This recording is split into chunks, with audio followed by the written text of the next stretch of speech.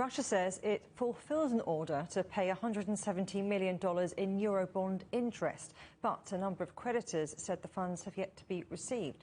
The debt payments came due this week and are seen as the first test of whether Moscow will be able to meet its obligation in the wake of Western sanctions.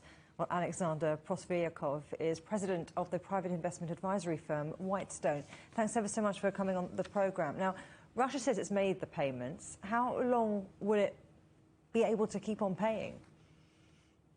Well, Russia indeed made the payment, but it did by issuing a payment order to use the frozen funds to pay the creditors.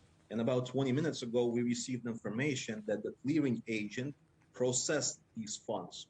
So we're expecting to receive the coupons any minute now. I hope we do so, and I hope Russia avoids the default. The Minister of Finance said that if the agents do not process the payment, then Russia will pay in rubles, which should avoid default in Russia's understanding, but not in the international courts, the juridical understanding. Russia has the money. They have $630 billion of reserve. The problem is nearly all of the liquid reserves are frozen due to the sanctions. But apart from that, Russia is still receiving a lot of hard currency. Russian companies are selling oil to Europe, and about $550 million per day are paid to Russia. So that's about $200 billion per year is the dollars, the hard currency Russia is receiving. Russia can use that money to pay. It is not frozen. And yet, default or no default, Russia is buckling under the economic backlash from its invasion with all the foreign sanctions. In terms of how investable Russia is it uninvestable?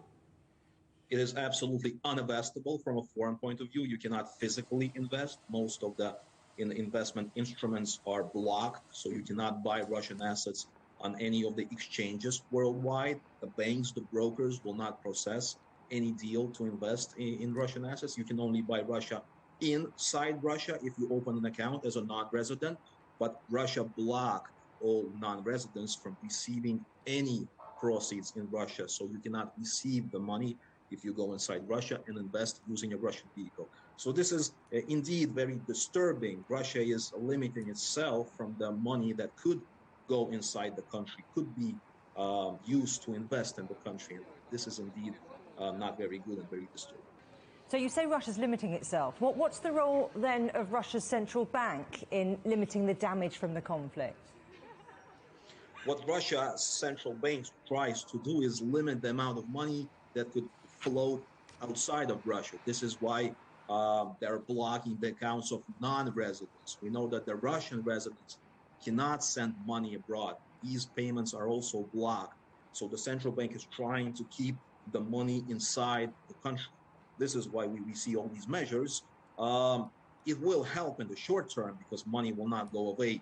Like a lot of money will not leave Russia straight away, but it will indeed hurt Russia from the reputation point of view, and people will be afraid to invest any money in Russia given that these measures take place. So help in the short term, but long term, more question marks. Alexander Prosviriakov, thank you. Thank you.